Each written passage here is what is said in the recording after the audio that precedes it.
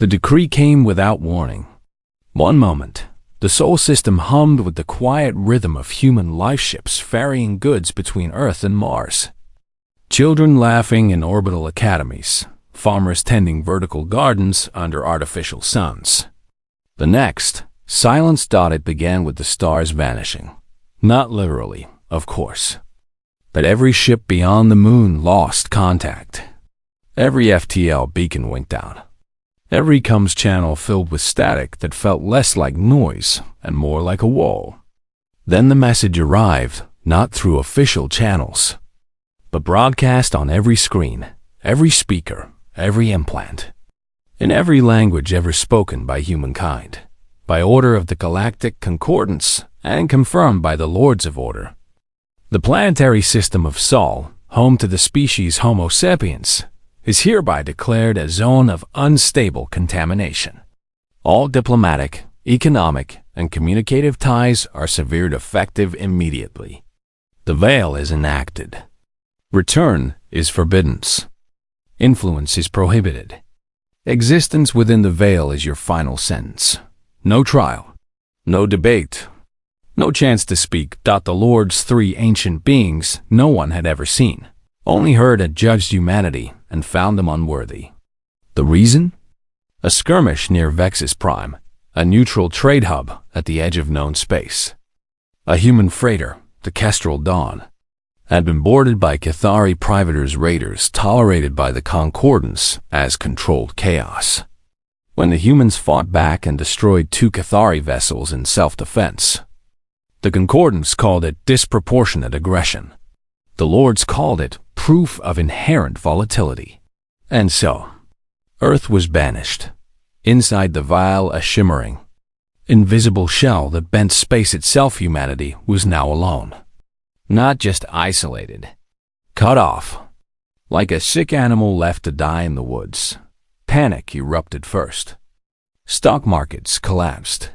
Food riots broke out in megacities. Religious cults declared the end times. Some governments tried to maintain order. Others crumbled overnight. People screamed at the sky, begging the stars to answer. But the stars said nothing. Yet, beneath the fear, something else stirred.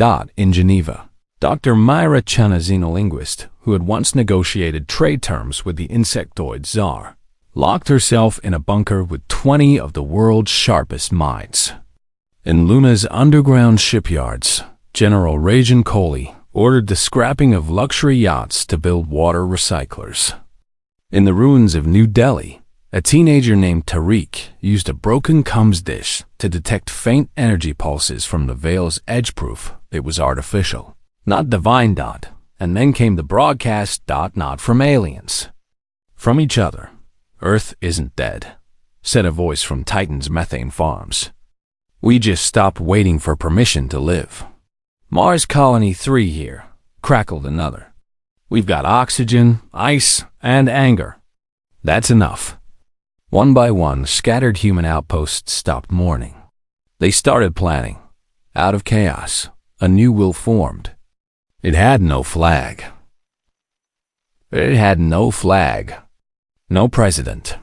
No anthem. Just a shared understanding. If the galaxy doesn't want us, fine. But we won't disappear quietly. They called it Project Exodus Reclaimed, not because they planned to flee, but because they refused to be erased.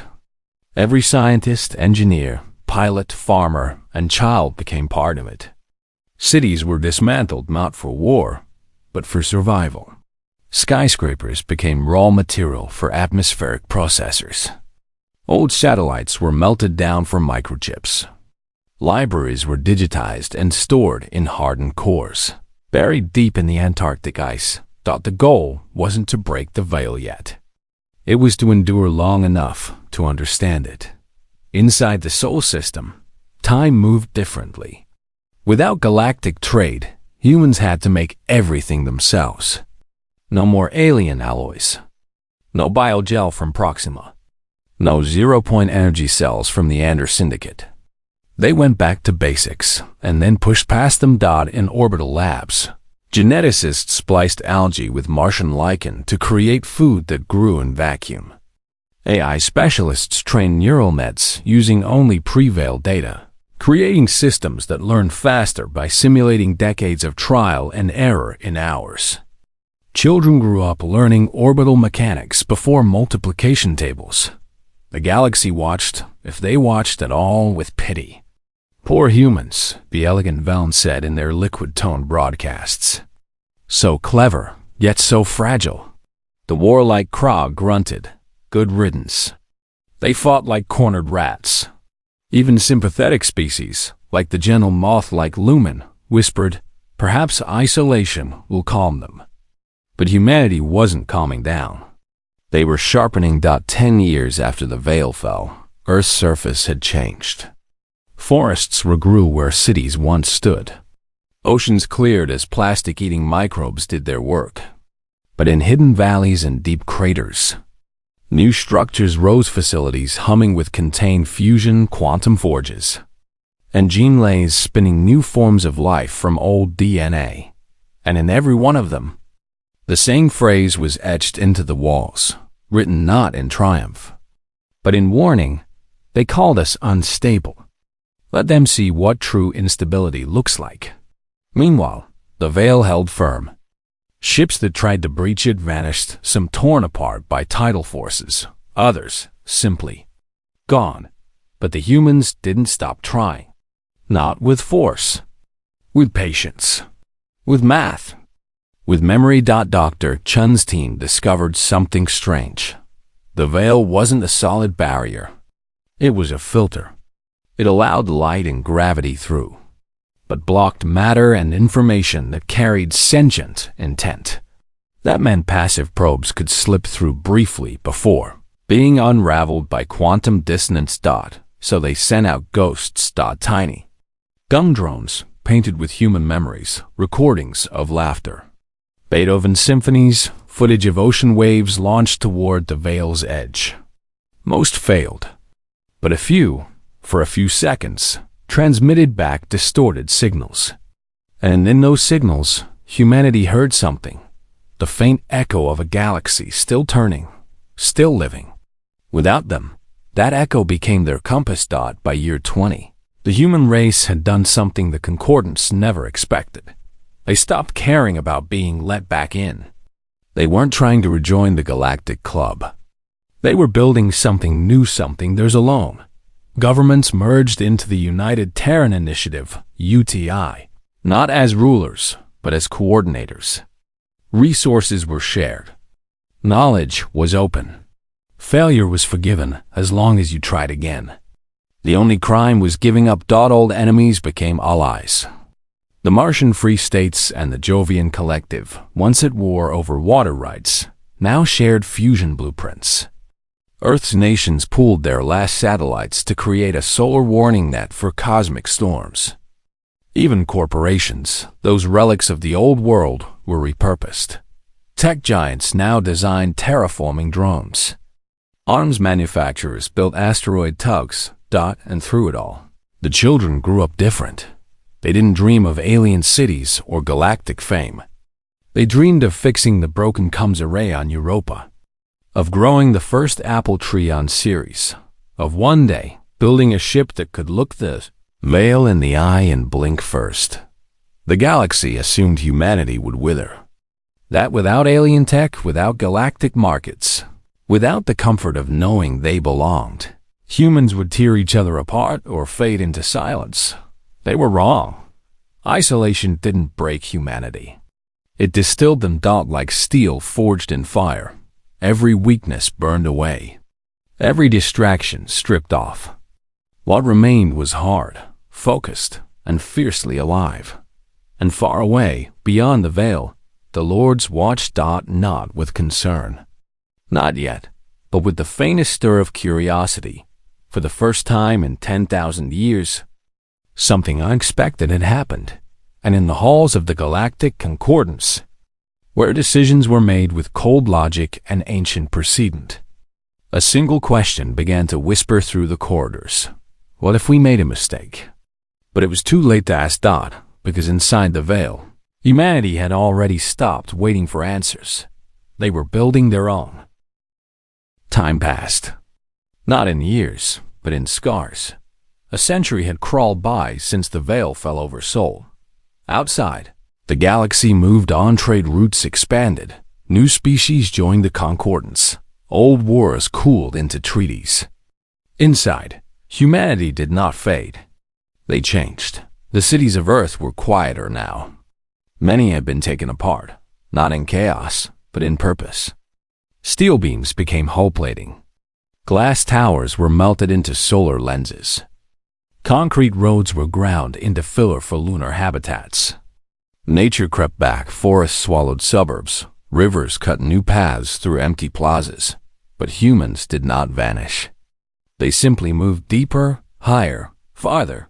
They lived in domes on Mars, tunnels on Ceres, floating farms in Venus's upper clouds. Every human settlement, no matter how small, followed one rule. Nothing is wasted, and nothing is wasted on fear. Children born after the banishment knew no other world. They never saw an alien, never heard a galactic newsfeed, never tasted real chocolate, only lab-grown approximations. Yet they smiled. They played. They learned. And when they grew, they worked not for credits or fame, but for survival. And for something deeper. The stubborn belief that being human meant more than just staying alive. The United Terran Initiative UTI was not a government in the old sense. It had no elections, no parties. Leaders rose by merit, not votes. If you could fix a fusion core with scrap parts, you led the engineering course. If you could grow wheat in zero-G with half the light, you managed food production. Failure meant reassignment, not shame. Success meant more responsibility, not riches. And always, the work continued. Without alien alloys, humans learned to weave carbon lattice stronger than titanium.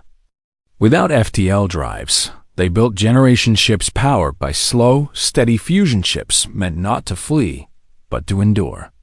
Without medicine from the Ander, they edited their own genes to resist radiation, disease, even aging to a degree. They didn't become immortal, they simply refused to die before their work was done. Their greatest weapon was not a bomb or a beam. It was time. And they used it better than anyone. In orbit around Neptune, the quantum loop array spun endlessly, testing the veil structure. Each pulse sent a silent question into the barrier. What are you made of? Each failure taught them something new. They learned the veil responded to intent, to will. So they began to strip will from their probes, sending out machines with no memory, no goal, just raw data collection. And sometimes, for a few seconds, those machines saw beyond. What they saw terrified and inspired them. Out there, the galaxy was beautiful and soft. Species followed rules, obeyed laws, never questioned the lords, never pushed too hard, too fast, too far. Stability was prized above all. Risk was a sin. And humanity? Humanity had been cast out for being too loud, too fast, too alive. So they got quieter, smarter, deadlier. Soldiers no longer trained with guns alone. They trained in vacuum suits for weeks, learning to fight with nothing but their hands and their minds. Pilots flew simulators that mimicked ship failures so extreme. Half went mad, but the others came out sharper, faster, unbreakable. Scientists ran experiments that would have been banned before the banishment, merging human neural tissue with the eye cores, creating pilots who were their ships for a time. They did not call it madness. They called it necessity. And in the dark, something else grew. Not just technology. Culture. Music filled the habitats, not sad songs of loss, but hard rhythmic beats that matched engine pulses. Art covered bulkheads, murals of Earth's oceans, constellations as seen from old human myths, portraits of first generation who survived the silence. Stories were told not of heroes who won glory, but of those who kept the lights on during blackouts, who shared their last oxygen, who stayed calm when systems failed. This was humanity now. Not loud, but deep. Not reckless, but relentless. Across the veil, rumors began to spread. A crop patrol near the Sol border reported strange signals too regular to be natural, too quiet to be a threat. A Lumen trader claimed her ship's AI dreamed of human faces for 3 nights straight. A Velen historian found old human data chips in a derelict freighter and, after playing them, sat in silence for a week. Then came the incident at scout ship Whisper-7. It was a small concordance vessel, sent to monitor the Veil stability. Standard mission. Routine. But it never returned. When a recovery team found it months later, drifting near Pluto's orbit, the ship was intact, but the crew was gone. Not dead, not taken. Just empty. Helmets off. Logbooks open. One crew member had written on the wall in shaky hand, "They're not screaming." That's the worst part. The concordance dismissed it as psychological breakdown from long isolation. But whispers grew. What are they doing in there? Are they still even human? What if they're waiting? The Lords said nothing. They never did. But their enforcers, the watchful eyes, silent drones that patrolled Veil borders, began doubling their scans. They saw nothing unusual. Just a quiet system. Faint energy signatures. Recycling loops.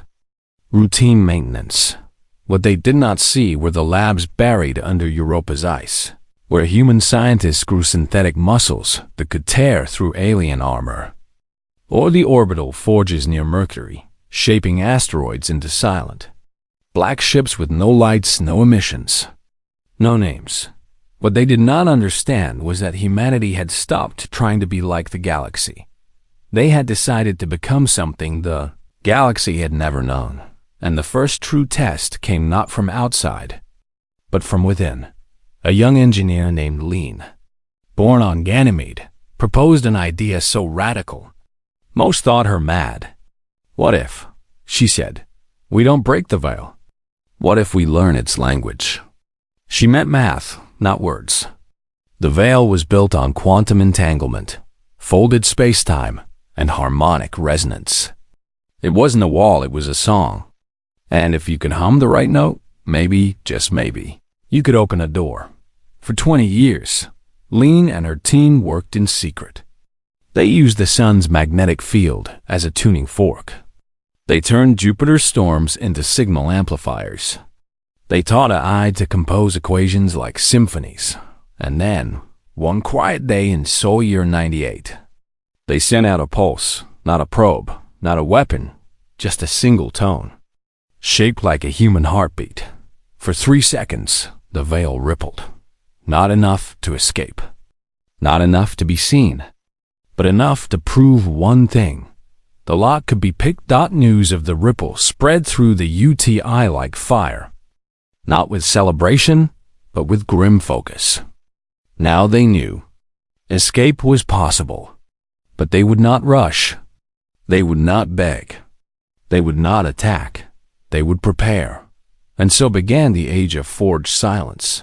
Not because they had nothing to say, but because every word now had weight. Ships were redesigned for stealth, not speed. Soldiers trained in patience, not rage. Children learned not just how to build, but how to hide what they built. The galaxy saw only stillness. But inside the veil, a storm was gathering. Not of fire or fury. A focus. Of will. Of a species that had been told it was too dangerous to exist and decided to prove them right. Not by destroying others, but by becoming unstoppable in the dark and far away. In the gleaming halls of the Galactic Concordance, a junior analyst named Kale Half-Veln, half-human descendant from pre-banishment colonies, watched the latest Veil report and felt a chill. He whispered to no one, "They're not gone. They're becoming." He didn't know it yet, but he would be the first outsider to hear humanity's new voice. When it finally spoke, and it would not be a screen dot, it would be a promise. The veil did not fall with a bang. It blinked. On Sol Year 102, Day 17, at 4:33 Terran Standard Time, the sun rose over Earth as it always had. But something was different. The sky shimmered not with clouds, but with a silent tear in reality itself. A hole, no bigger than a grain of sand, opened near the orbit of Saturn. Then another near Mars. Then a dozen more across the system. Inside every human habitat, alarms stayed silent. No one panicked. This was not an accident. It was the plan. For years, they had tested, refined, waited. Now, the time had come. From hidden shipyards buried in the asteroid belt, black-hulled vessels emerged long, smooth, and utterly dark. No lights, no engine flares. They moved like shadows given purpose. These were the Odyssey-class phasing ships built not to fly through space, but to step between its folds. At the heart of the fleet floated the Aurora's Will, a command vessel forged from the melted-down monuments of old Earth. On its bridge stood Admiral Elara Voss. She was tall, lean, and calm. Her eyes held the weight of 100 years of silence. She had never seen an alien, never heard a galactic voice, but she knew their names, their laws, their lies. She gave one order: begin the reclaim. The first target was Kairos Moon, a dead rock on the far edge of the Concordance, where one of the Veil's anchors hummed. The anchor was not a weapon. It was a lock, a cosmic bolt holding humanity inside. And the humans were done being locked away. The fleet arrived not with fire, but with silence. No hails, no warnings. Just presence. Concordant sentries detected them too late. Their sensors screamed ships, appearing from nowhere, moving without thrust, radiating no heat. Panic spread through Caro's outpost. Alarms blared. Troops scrambled, but the humans did not attack the outpost. They ignored it completely. Instead, they surrounded the anchor, a tower of glowing crystal taller than a mountain, humming with power older than stars. From the Aurora's Will, thousands of tiny drones poured out like silver mist. They carried no weapons, only tools. Molecular disassemblers, quantum tuners, memory wipers. The Concordance forces fired. Beams lanced out, striking the human ships. But the beams passed through partially. The ships existed slightly out of phase, like ghosts brushing against reality. They took damage, yes, but not enough to stop. Within minutes, the drones reached the anchor. And then it began to die, not explode, not shatter. UMMAKE. The crystal dimmed. Threads of light pulled inward, collapsing into nothing. The hum faded to silence. The anchor did not break. It simply forgot it ever existed. As it vanished, a single message pulsed out from the human fleet. It was broadcast on every open channel, in every known language, even those long dead. We were told to be quiet. We listened. Now we speak. Then they were gone, back through the Veil's tear, which closed behind them like a healed wound. The galaxy reeled. Cairo's outpost reported the event, but no one believed them at first. Anchors were eternal, built by the Lords, untouchable. Yet the data was clear. The Kairos anchor was gone. And the veil around Sol weakened. More holes appeared. Human ships began appearing near other anchors on desolate moons, frozen comets, dead worlds at the edges of known space. Each time, they struck fast, silent, precise. They never fired on living beings unless fired upon. When they did, their return was swift, surgical, and terrifyingly efficient. They freed human-descended colonies. The Concordance had forgotten tiny outposts where Earth's children had been sold into labor or used for experiments. They left food, medicine, and ships. They took nothing but data and vengeance were needed. At the mining world of Helios 9, they found a camp where human workers were forced to breathe toxic air without masks. The overseers, a reptilian species called the Skarn, laughed when the humans arrived. "You are ghosts," they hissed. "You have no right here." By dawn, the Skarn were gone. The camp stood empty, except for freed workers and a single human medic treating the sick. On the gate, painted in red, "Rights are taken, not given." The Concordance Council met in emergency session. "This is not war," argued Elder Velm Representative Mirathas. "This is correction." "Correction?" shouted the Krog warlord Gruul. "They dismantled a Lord-made anchor like it was scrap metal." "They are reclaiming what was stolen," whispered Kale, the half-human analyst. No one listened. The lords remained silent, but their silence was no longer calm. It was watchful. The human fleet did not grow larger. It grew smarter. Ships learned from each battle. AI cores updated in real time. Pilots shared neural maps after every mission, so the next crew knew every trick, every weakness, every breath of their enemies. They did not seek to conquer, only to remove chains. And with each anchor they destroyed. The veil thinned. On Sol Year 103, the humans made their boldest move yet. They returned to where it all began, Vexus Prime. The trade hub still stood, glittering and proud. Aliens of 100 species walked its streets, unaware that the unstable humans were now watching from orbit. The humans sent no warships. Only one small vessel, the Kestrel Dawn 2, built to honor the freighter that started it all. It docked peacefully. 2 humans stepped out, Admiral Voss and a young engineer named Lean. They carried no weapons, only data slates. They walked to the central tribunal, where the original judgment against humanity had been logged. They uploaded a file centuries of human logs, medical records, cultural archives, and a full reconstruction of the Vexus incident, showing the Cathari raid, the distress calls ignored, the human self-defense.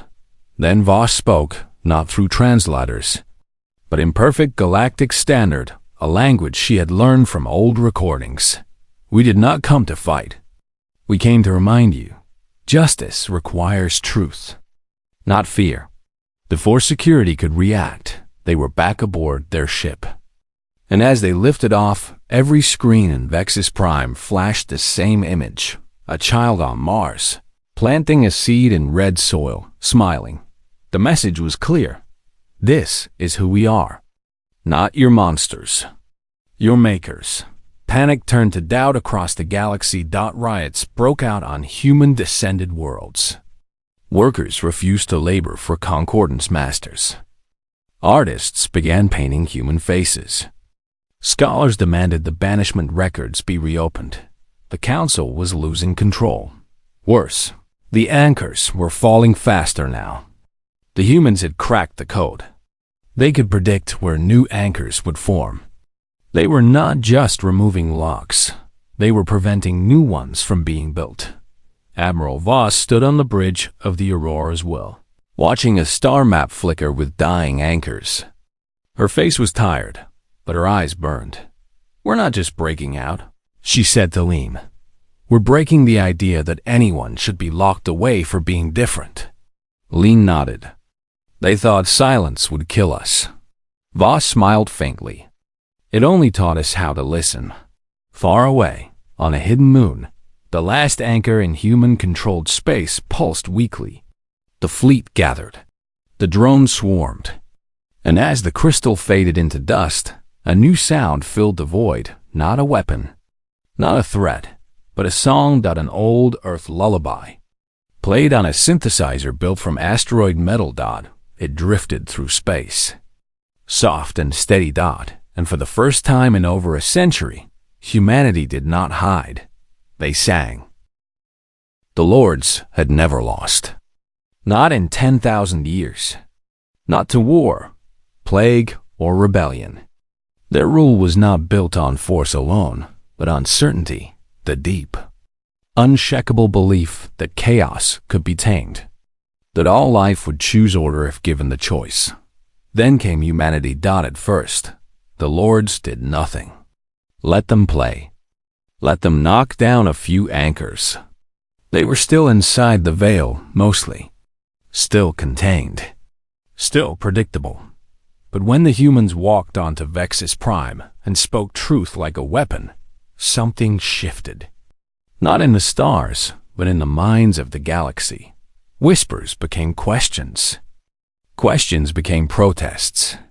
Protests became movements. The lords could crush armies. They could erase worlds.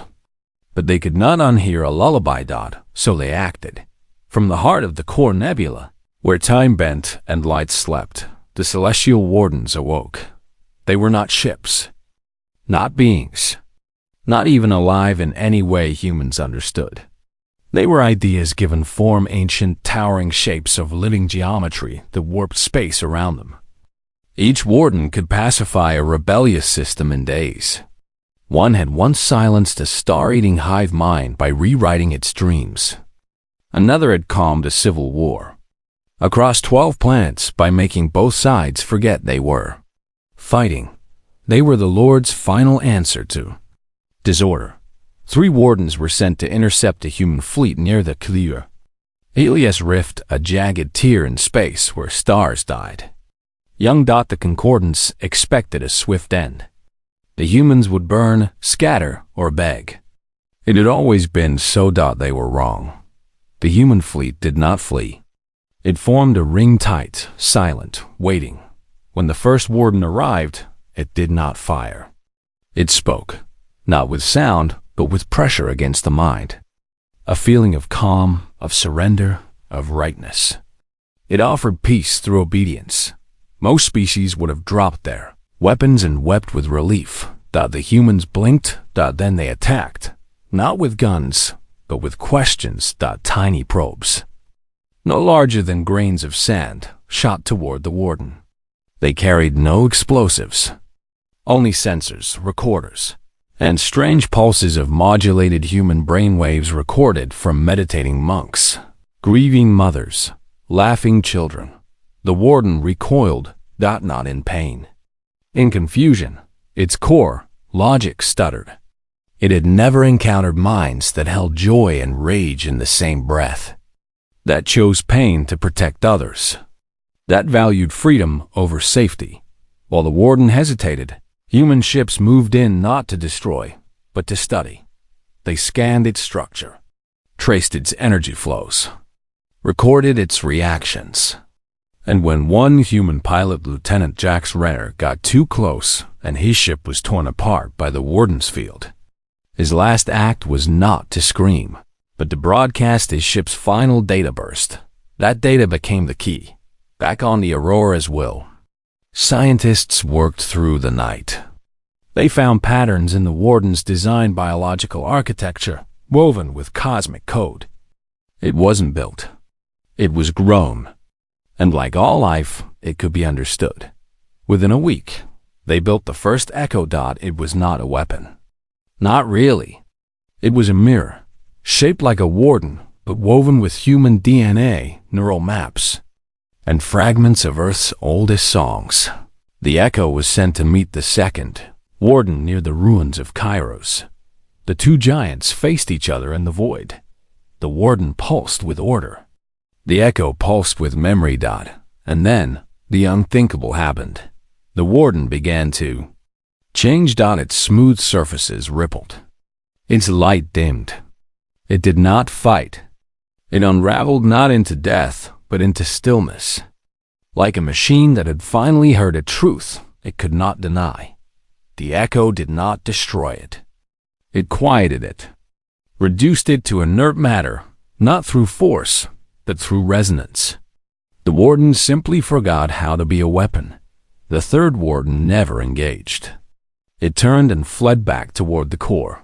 For the first time, the Lord's perfect order had a crack, and humanity poured hope through it. But they did not stop there. Admiral Voss gave a new order. Share everything. Not secrets. Not weapons. Knowledge. Every human archive. Every cure. Every engine design, every math proof, every poem was uploaded to the galactic data streams. They didn't encrypt it. didn't sell it. They just released it freely to anyone who asked. A Vaughn child on a farming moon downloaded blueprints for clean water filters and built one from scrap. A Krog rebel used human tactics to outmaneuver Concordance patrols. A Lumin artist painted a mural of Earth's oceans using human color theory, and for the first time, her people felt the concept of blue. The galaxy was waking up, and the council was losing control. Riots turned into revolutions. Planets declared independence. Old enemies formed alliances. The Lord's rule had always depended on fear and dependence. Now, species saw another way, not through conquest, but through creation. The Lords tried to silence the broadcasts. They jammed signals, erased data nodes. But human information had already spread like seeds on the wind. You couldn't unlearn how to purify water. You couldn't forget a song that made you cry. Worse, the humans began contacting the oppressed quietly, carefully. Not as saviors, but as teachers. On the mining world of 07, enslaved workers received tiny earpieces that whispered instructions. Cut the power line at shift change. Hide in Sector 4. A ship will come. No names. No demands. Just help. On the academic world of OL, students found hidden files showing how the Concordance rewrote history to make themselves look wise. They printed them, shared them, burned the old textbooks. The Lords, for the first time, were afraid, not of human weapons, those they could break. They were afraid of human ideas, because ideas did not die when shot. They grew when shared died, and humanity had spent a century alone, not just surviving, but thinking, dreaming, remembering what it meant to be free. Now, they were giving that memory to the galaxy. Even the Concordance began to fracture. Some members demanded the banishment be reversed. Others called for total war.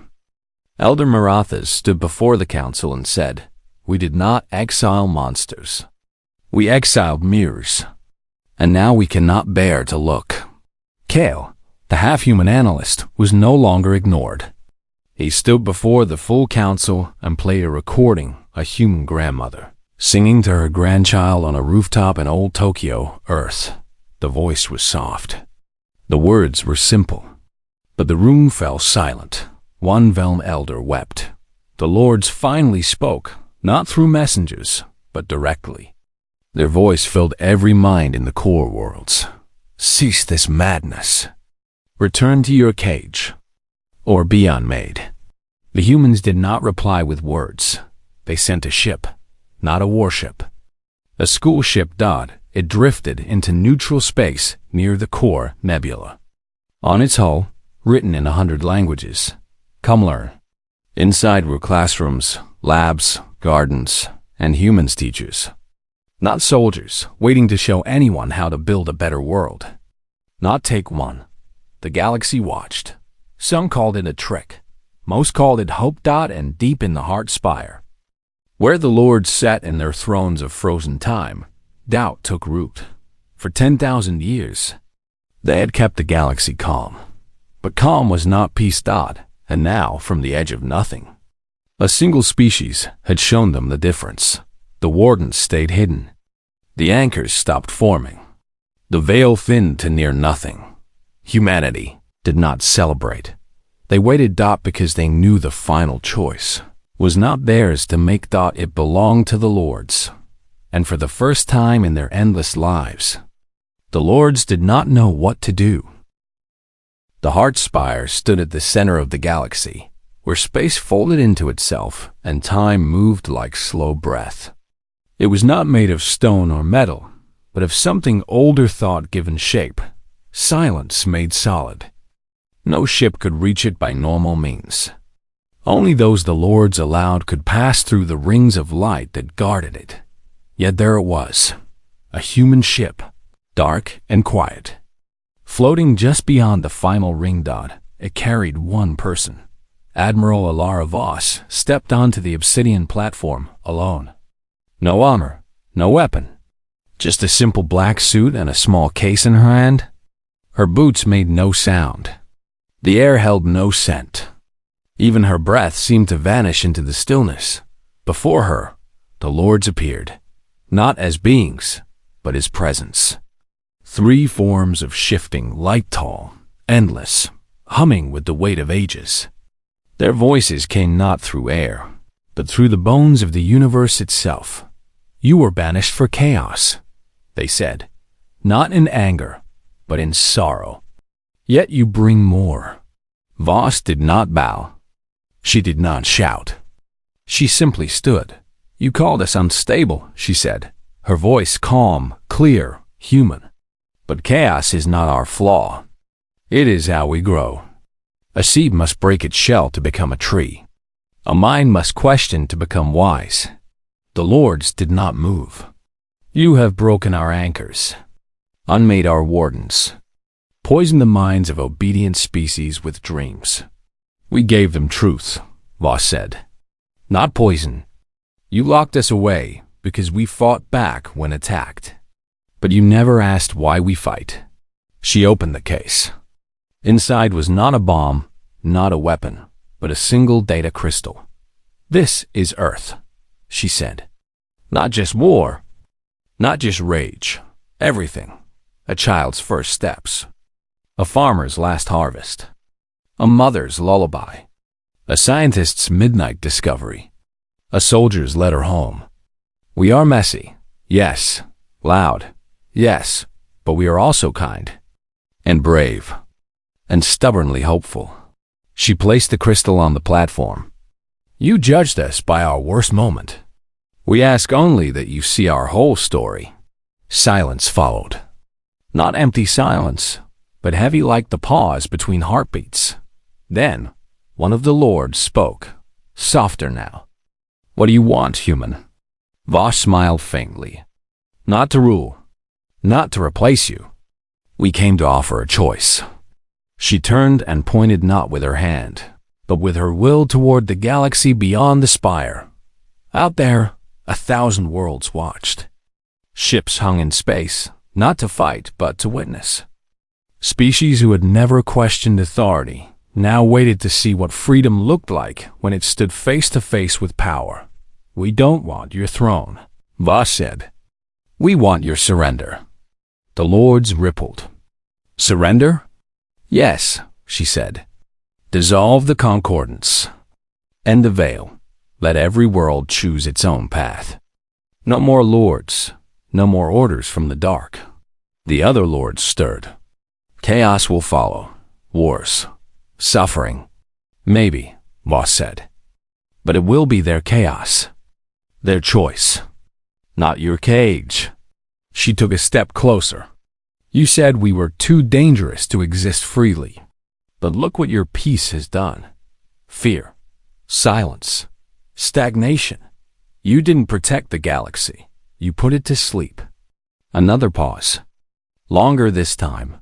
Then the Central Lord spoke, its voice almost human. And if we refuse? Voss did not flinch.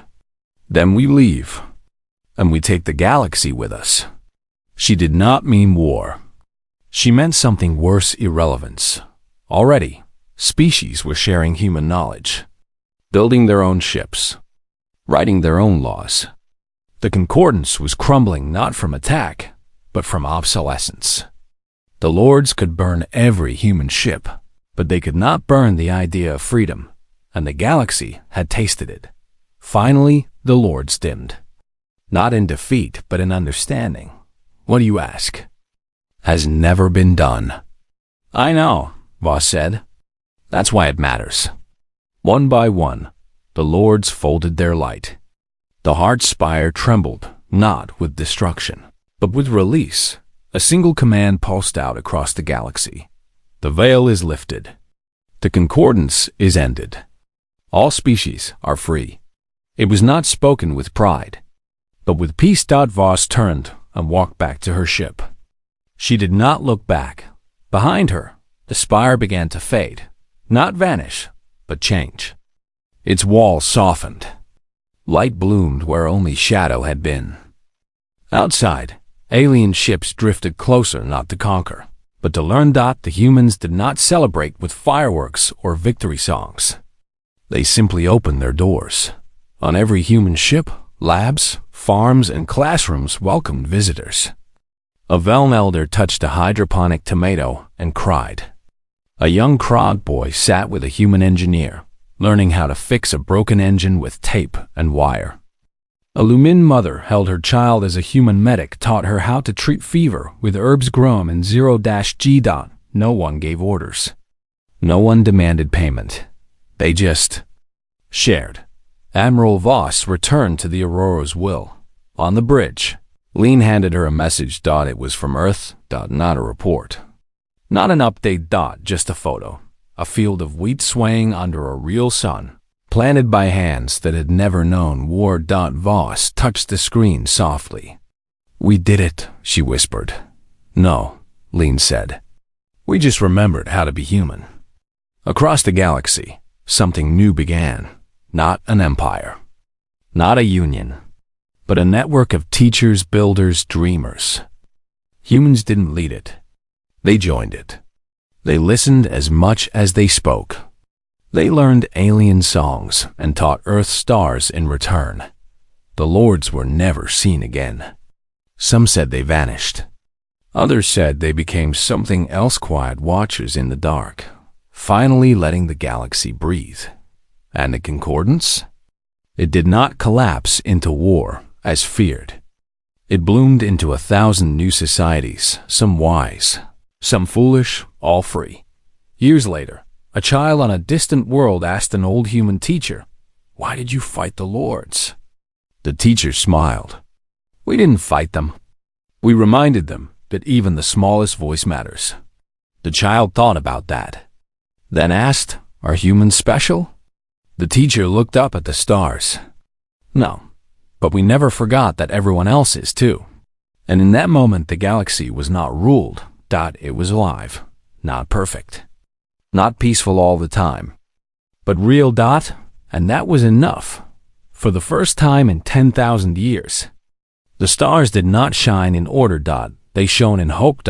And somewhere, in a quiet corner of Seoul, a new ship launched, not to conquer, not to flee, but to explore. Its name was Tomorrow. And it carried no weapons. Only seeds,